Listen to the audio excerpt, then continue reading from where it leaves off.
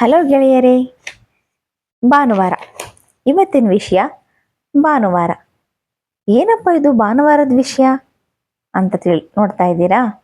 ಹೌದು, ಭಾನುವಾರ ಬಂತು ಅಂದರೆ ಸಣ್ಣ ಮಕ್ಕಳಿಂದ ಹಿಡಿದು ದೊಡ್ಡವರವರೆಗೂ ಎಲ್ಲರೂ ಸಂತೋಷವನ್ನ ಪಡ್ತೀವಿ. ಅವತ್ತಿನ ದಿನ ಏನೇನೋ ಪ್ಲ್ಯಾನ್ಗಳನ್ನ ಹಾಕೋತೀವಿ. ಅಪ್ಪ, ಇವತ್ತು ಒಂದಿನ ರಜೆ ಸಿಕ್ತಲ್ಲ ಅಂತ ಖುಷಿ ಪಡ್ತೀವಿ. ಆದರೆ ಈ ಭಾನುವಾರ ರಜೆ ಯಾಕೆ ಬಂತು? ವಾರ ಪೂರ್ತಿ ಕೆಲಸ ಮಾಡಿದಾಗೆ ಭಾನುವಾರನೂ ಕೆಲಸ ಮಾಡ್ಬೋದಿತ್ತಲ್ಲ. ಈ ಯೋಚನೆ ಯಾರ್ಯಾರ ತಲೆಯಲ್ಲಿ ಬಂದಿದೆ? ಆದರೆ ಭಾನುವಾರ ರಜೆ ಯಾಕೆ ಕೊಟ್ರು? ಅದರ ರೂವಾರಿ ಯಾರು? ಏನಿದಕ್ಕಿರೋ ಇತಿಹಾಸ? ಬನ್ನಿ ತಿಳಿಯೋಣ. ಅದಕ್ಕಿಂತ ಮುಂಚೆ ನನ್ನ ಚಾನಲ್ನ ಇನ್ನೂ ಸಬ್ಸ್ಕ್ರೈಬ್ ಮಾಡಿಲ್ಲ ಅಂದರೆ ದಯವಿಟ್ಟು ಸಬ್ಸ್ಕ್ರೈಬ್ ಮಾಡಿ, ಲೈಕ್ ಮಾಡಿ, ಶೇರ್ ಮಾಡಿ, ಕಮೆಂಟ್ ಮಾಡಿ. ಅಂದು ಬ್ರಿಟಿಷರು ನಮ್ಮನ್ನು ಆಳುತ್ತಿದ್ದ ಕಾಲ. ಭಾರತೀಯರನ್ನು ಅವರು ಅತ್ಯಂತ ಹೀನಾಯವಾಗಿ ನಡೆಸಿಕೊಳ್ತಾ ಇದ್ರು. ಕಾರ್ಖಾನೆಯಲ್ಲಿ ಭಾರತೀಯರು ಹಗಲು ರಾತ್ರಿ ಎನ್ನದೆ ಕಷ್ಟಪಟ್ಟು ದುಡಿಯಬೇಕಾಗಿತ್ತು. ವಾರ ಪೂರ್ತಿ ದುಡಿದ್ರೂ ಭಾರತೀಯರಿಗೆ ವಿಶ್ರಾಂತಿನೇ ಇರಲಿಲ್ಲ. ಆದರೆ ಬ್ರಿಟಿಷರು ಮಾತ್ರ ಭಾನುವಾರ ಬಂತು ಅಂದರೆ ಸಾಕು ಆರಾಮಾಗಿ ವಿಶ್ರಾಂತಿ ಮಾಡ್ತಾ ಇದ್ರು. ಇಂತಹ ಸಮಯದಲ್ಲಿ ಭಾರತೀಯ ಕಾರ್ಮಿಕರ ಕಷ್ಟಕ್ಕೆ ಧನಿಯಾದವರು ನಾರಾಯಣ ಮೇಘಾಜಿ ಲೋಖಂಡೆಯವರು. ಇವರು ಮೂಲತಃ ಮಹಾರಾಷ್ಟ್ರದ ಠಾಣೆಯಲ್ಲಿ ಜನಿಸಿದವರು.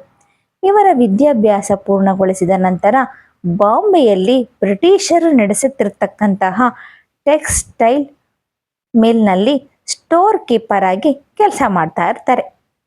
ಅಲ್ಲಿ ಭಾರತೀಯ ಕಾರ್ಮಿಕರಿಗೆ ನೀಡುತ್ತಿದ್ದ ಕಷ್ಟ ನೋಡಿ ಬೇಸರಕ್ಕೊಳಗಾಗ್ತಾರೆ. ಬ್ರಿಟಿಷರ ನಡೆಯನ್ನು ವಿರೋಧಿಸಿ ಪತ್ರಿಕೆಗಳಲ್ಲಿ ಲೇಖನಗಳನ್ನು ಕೂಡ ಬರೀತಾರೆ. ಆದರೆ ಬ್ರಿಟಿಷರು ಅದಕ್ಕೆ ತಲೆನೇ ಕೆಡಿಸ್ಕೊಳ್ಳಲ್ಲ. ಬ್ರಿಟಿಷ್ ಅಧಿಕಾರಿಗಳ ಬಳಿ ಭಾರತೀಯರಿಗೆ ರಜೆ ಕೊಡಿ ಎಂದು ಮನವಿ ಮಾಡ್ತಾರೆ. ಆದರೆ ಲೋಖಂಡೆಯವರ ಯಾವ ಮಾತಿಗೂ ಬ್ರಿಟಿಷರು ಬಗ್ಗೋದಿಲ್ಲ.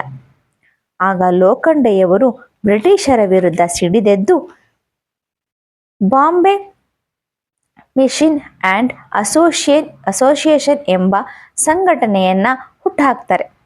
ಬ್ರಿಟಿಷರಿಗೆ ಬುದ್ಧಿ ಕಲಿಸ್ಬೇಕು ಅಂತ ಮುಂದಾಗ್ತಾರೆ. ಕಾರ್ಮಿಕರಿಗೆ ರಜೆ ಕೊಡಿಸಲು ಹೋರಾಟಗಳನ್ನು ಮಾಡ್ತಾರೆ. ಒಂದಲ್ಲ ಎರಡಲ್ಲ, ಬರೋಬ್ಬರಿ 7 ವರ್ಷಗಳ ಕಾಲ ಎಡೆ ಬಿಡದೆ ಲೋಖಂಡೆಯವರು ಬ್ರಿಟಿಷ್ ಸರ್ಕಾರದ ವಿರುದ್ಧ ಪ್ರತಿಭಟನೆಯನ್ನ ಮಾಡ್ತಾರೆ. ಕೊನೆಗೆ ಇವರ ಹೋರಾಟಕ್ಕೆ ಮಣಿದು 1890 ಜೂನ್ 10ರಂದು ಭಾನುವಾರವನ್ನು ರಜೆ ದಿನ ಎಂದು ಘೋಷಿಸುತ್ತಾರೆ. ಅಂದಿನಿಂದ ಇಂದಿನವರೆಗೂ ಭಾನುವಾರ ರಜೆ ದಿನವಾಗಿ ಮುಂದುವರೆದುಕೊಂಡು ಬಂದಿದೆ.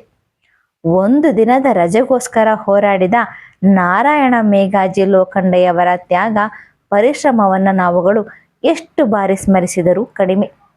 ಒಂದು ದಿನದ ರಜೆಗಾಗಿ 7 ವರ್ಷ ಹೋರಾಟ ಮಾಡುವ ಪರಿಸ್ಥಿತಿ ಇತ್ತು.